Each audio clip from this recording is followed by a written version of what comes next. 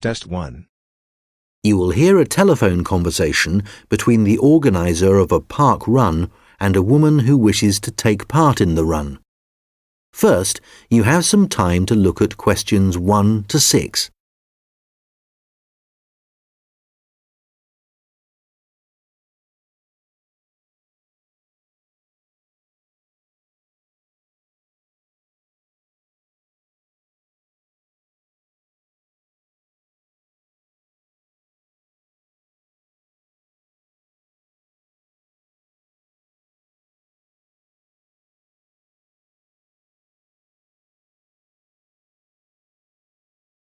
Good morning, Dave Smith speaking. Hi, could I speak to the organiser of the Preston Park Run? Yes, that's me. Great. I was talking to some friends of mine about the run, and they suggested I contact you to get some more details. Sure. What would you like to know? Well, they said it takes place every Saturday. Is that right? Yes, it does. Okay, great. Do you know where the park is? Oh, yes, I've been there before, but it's quite big and I'm not sure where to go. Well, there's a circular track that goes right around the park. The run starts at the cafe, goes past the tennis courts, then twice around the lake and finishes back where it started. Okay, and what time is the run? Well, the actual run begins at 9 a.m, but the runners start arriving at about 8:45. Okay, so I need to get up early Saturday morning then. And how long is the run? Well, it used to be 3 kilometres, but most people wanted to do a bit more than that, so we lengthened it to 5 kilometres. We now go round the lake twice, and that adds an extra 2 kilometres. Right. Not sure I've ever run that far, so I'd better start doing a bit of training. That's a good idea. But it's not a race, it's really just for fun. And the best thing would be to take it easy the first few times you do it, and then see if you can gradually improve your time. Is the run timed then? How do I know how well I've done? When you cross the finish line, you'll be given a barcode, and you take this to one of the run volunteers who will scan it.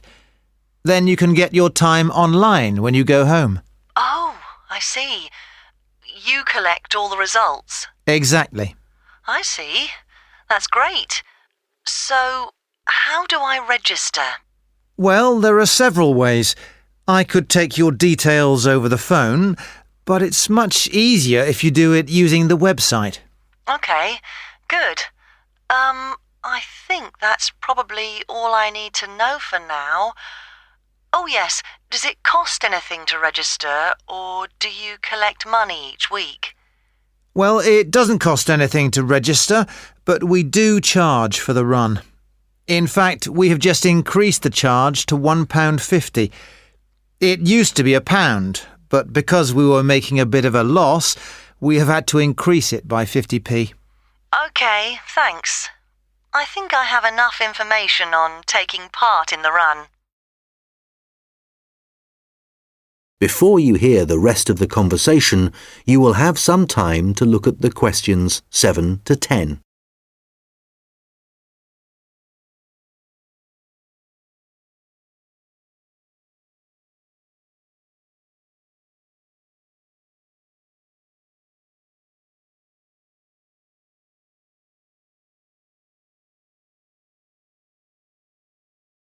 Now listen and answer questions 7 to 10. You mentioned volunteers. I have a friend who is interested in helping out. Can you give me some details so I can pass them on to her? Sure. Well, you need to ask your friend to contact Pete Morn.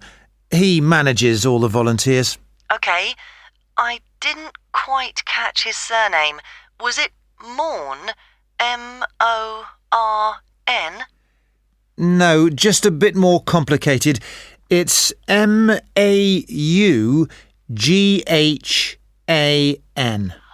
Right, thanks. And Could you give me his phone number? Yes, just a moment. It's here somewhere. Let me just find it. I've two numbers for him. I think the one that begins 01273 is an old one, so use this one. It's 01444 73290. OK, got that. Can you tell me anything about the volunteering? Like what kind of activities it involves? Sure. Well, we need volunteers for basic stuff like setting up the course. We have to do that before all the runners arrive. OK, so that's a really early start.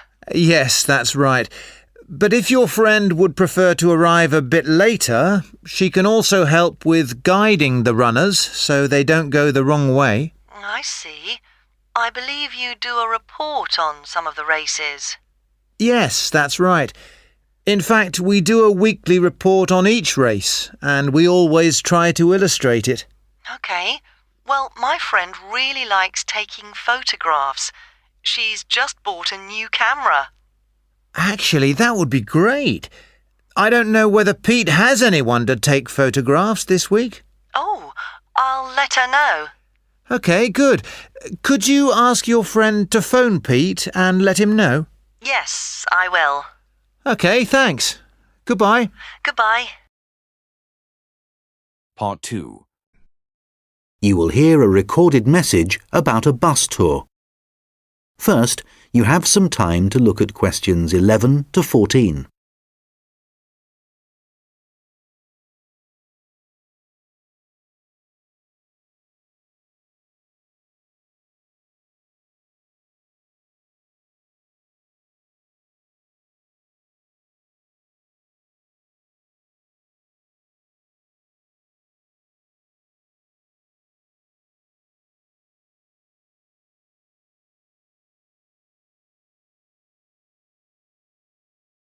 Thank you for calling the phone line for the Preston-on-Sea bus tour.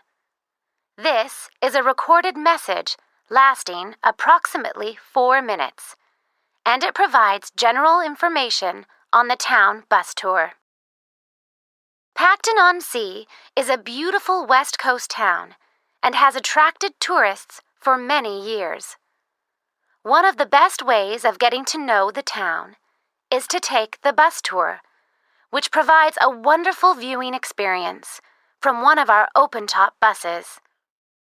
The tour is a round trip of the town, and there are a total of 4 stops where passengers can get on and off the bus. A lot of people start at the first stop, which is at the train station, as this is where many tourists arrive in the town. The next stop after the station is the aquarium, which is famous for its dolphin show, and which has recently expanded to include sharks. This is well worth a visit and is very reasonably priced. Leaving the aquarium, the bus tour goes along the coast road and after a few kilometers comes to the old fishing village, where you can get off to stroll along the waterfront. There are some original buildings here, but most of the area has been modernized and is now used as a harbor for all kinds of sea craft, including yachts and some amazing powerboats. The tour then heads off to the last stop, and this is where most of the shops are. So for those of you keen to do a bit of shopping, this is the place for you. Our advice is to go to this part of the town in the morning when it is relatively quiet. It does get very busy in the afternoons, especially at the height of the season. This area of the town includes an ancient water fountain where many people like to have their photograph taken, so do look out for this. Before you hear the rest of the conversation, you will have some time to look at the questions 15 to 20.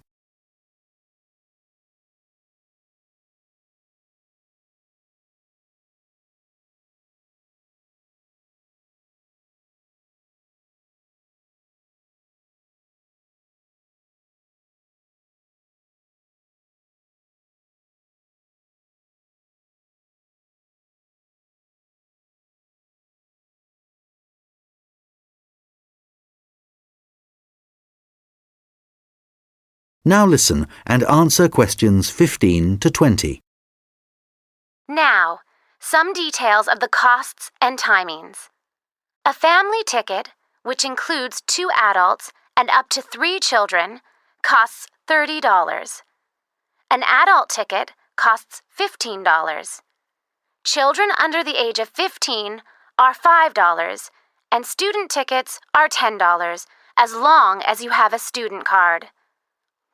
All tickets are valid for 24 hours, which means that you can get on and off the bus as many times as you like within a 24-hour period. So you could, for example, start the tour in the afternoon and complete it the following morning.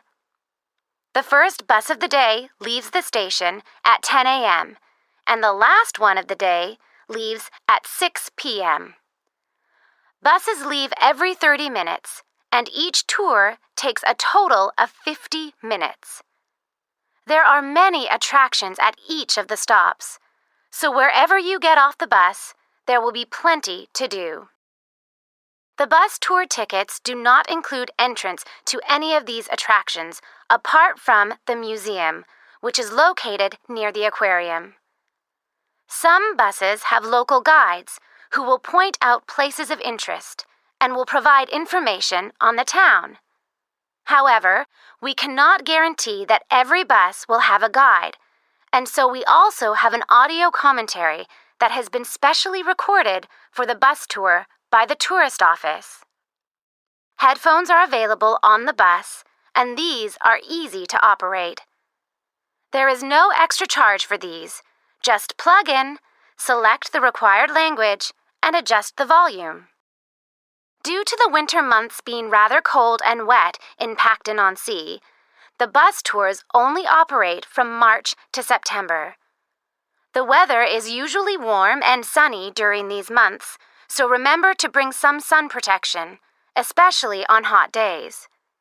And of course, it does occasionally rain here in the summer, so if the weather looks bad, remember to bring some rainwear. The bus tours are available no matter what the weather.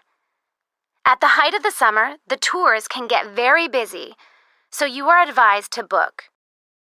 You can book tickets online, over the phone, and also at the station, and at any of the other tour stops.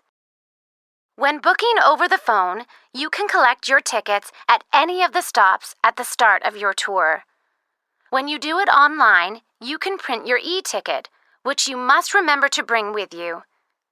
Thank you for calling the Preston-on-Sea phone line, and we look forward to seeing you soon on one of our tour buses. Part 3. You will hear a conversation between an admissions officer and a manager from the university's technologies department. First, you have some time to look at questions 21 to 26.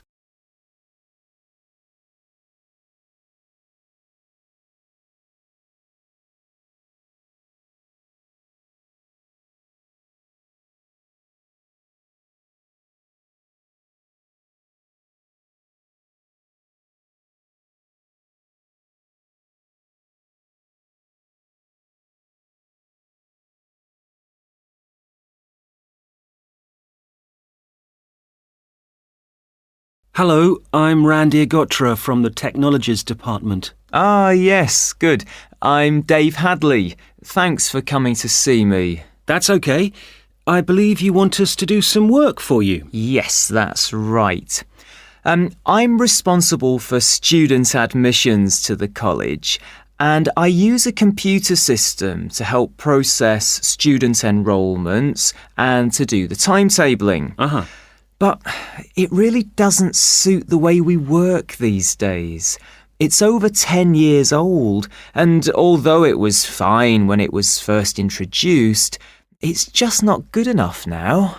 Okay, what problems are you experiencing?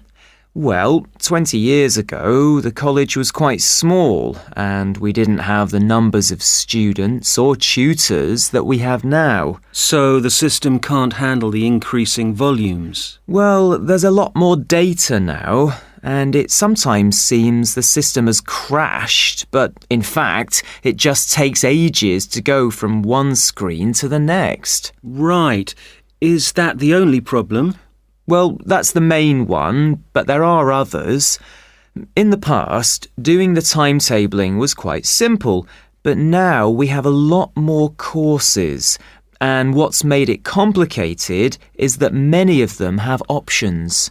Right, but the system should allow you to include those. Well, no, it doesn't. It was supposed to, and a few years ago we did ask someone from the technologies department to fix it, but they never seemed to have the time.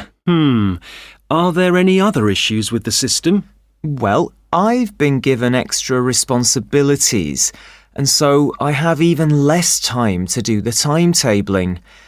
If there was anything you could do, Randir, to make the process more efficient, that would be really helpful. Well, it sounds like you could do with an assistant, but that's obviously not possible. So what about having an online system that students can use to do their scheduling? How would that work? Well, it may mean less choice for students, but we could create a fixed schedule of all the courses and options, and they could then view what was available. And work it out for themselves. That sounds great. OK, so we'll need to decide whether or not to improve the existing system or to build a completely new system. Well, I'd much prefer to have a new system. Quite frankly, I've had enough of the old one. OK, that'll probably take longer, although it may save you money in the long run.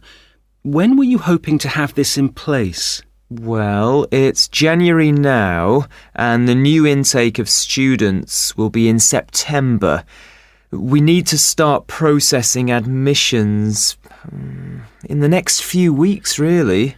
Well, it will take more than a few weeks, I'm afraid. As an initial estimate, I think we'll be looking at April or May to improve the existing system, but for a new system, it would take at least 9 months. That would be October at the earliest.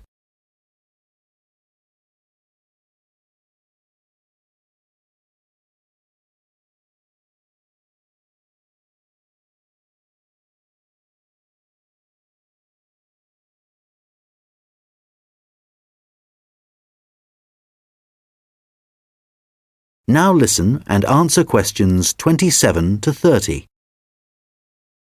What are the next steps if we are to have a new system?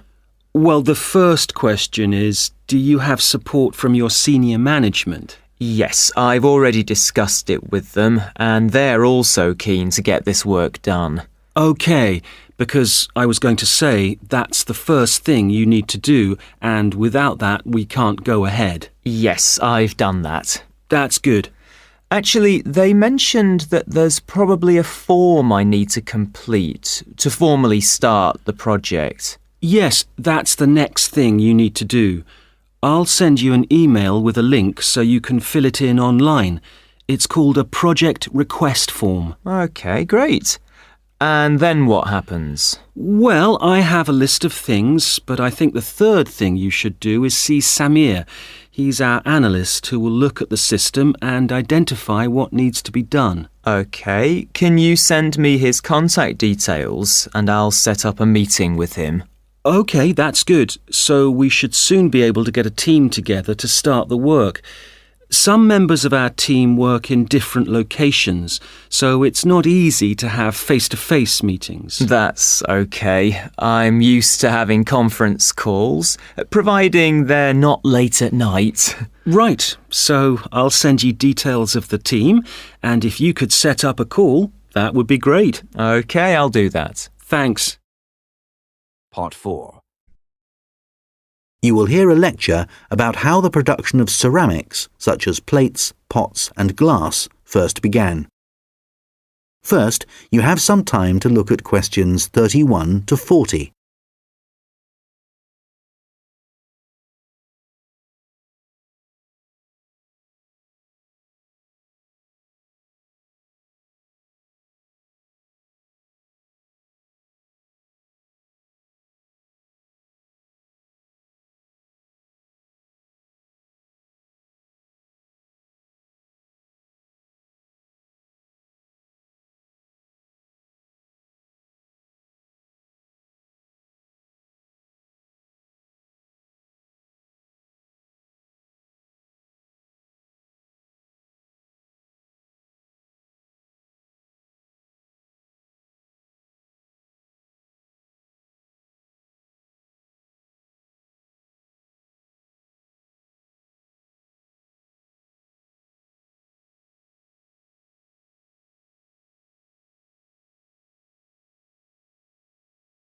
Now listen carefully and answer questions 31 to 40.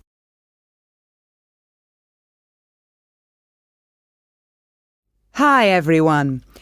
Today I'm going to be talking about the origins of ceramics. So first of all, let's start off with, what is a ceramic? Well, generally speaking, ceramics are what you get when you apply heat to certain inorganic, non-metallic solids and then allow them to cool. And examples of ceramics are everyday things like earthenware pots, crockery, glassware, and even concrete. So how did it all begin? Well, it all started around 29,000 years ago, when humans discovered that if you dig up some soft clay from the ground, mould it into a shape, and then heat it up to a very high temperature, when it cools, the clay has been transformed into something hard and rigid. And so what did those first humans do with their discovery? Well, they created figurines, which were small statues and which depicted animals or gods or any shape that the clay could be moulded into. And all this activity was centred around southern Europe, where there is also evidence of ceramics that were created much later. The early humans also found a practical use for their discovery, such as storing things like grain, although there were drawbacks. The pots were porous, so that although they could carry water in them, it wasn't possible to store it over a long period. And also they were quite brittle and shattered very easily if they were dropped. But despite these problems, it was many thousands of years before there were any improvements. In China, at around 200 BC, they discovered that by adding minerals to the clay, they could improve both the appearance and the strength of the ceramics. But it took nearly 1,000 years before they perfected the process to produce high-quality ceramics known as porcelain. And once they had perfected the process, they kept it a secret for another 1,000 years. Compared to the first ceramics, porcelain was lighter, finer, harder, and whiter, and became an important commodity in China's trading with the rest of the world for hundreds of years.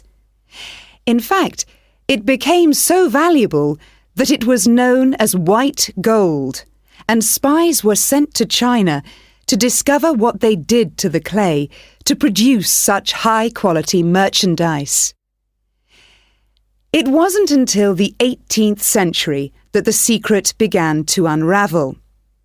A German alchemist called Johann Friedrich Böttger was asked by the king to make gold out of lead.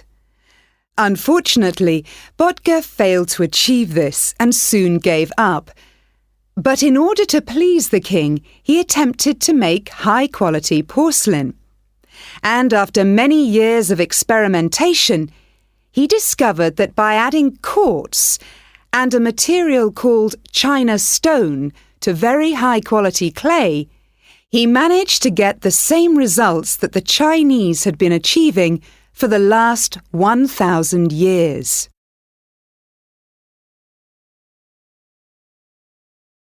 We'll now look at another ceramic which is made from mixing sand with minerals and heating to over 600 degrees Celsius. When this mixture cools, the result is, of course, glass. The main difference between ceramics made from clay and glass is that clay is made up of crystalline plates which become locked together in the cooling process, whereas glass cools too quickly for crystals to form. Apart from that, the process of heating up naturally occurring materials to transform them is the same. The origins of glass date back to 3,500 BC, but it wasn't until the Roman Empire 2,000 years ago that the art of glassblowing and the practical uses of glass became more widespread. One of the more innovative uses was to use it in windows, as up until then they had just been holes in walls. It must have been very drafty in those days.